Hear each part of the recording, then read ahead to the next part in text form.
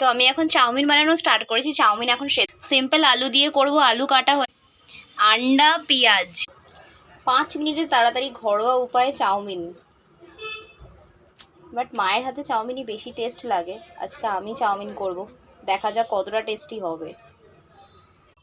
দেখো আমার এখন চাউমিন ঝাড়ানো হয়ে গেছে, এখন আমি ঝুড়িতে নিয়ে নিয়েছি। আর এখন গ্যাসটা জ্বালিয়ে দেবো, ওপেন করে দেবো। আজকে চাউমিনটা দুভাগে রান্না করা হবে। চাউমিনটা রান্না করবে, একবার ভেজ হবে আর তারপরে আমাদের পেঁয়াজ ছাড়া হবে। তো আমার এখন ভেজ চাউমিনটা অলমোস্ট হয়ে গেছে, তারপরে এবার আমার নন ভেজটা বাকি। তো আমার এখন ডিম দিয়ে চাউমিন রেডি, শুধু খেয়ে দেখার পালা।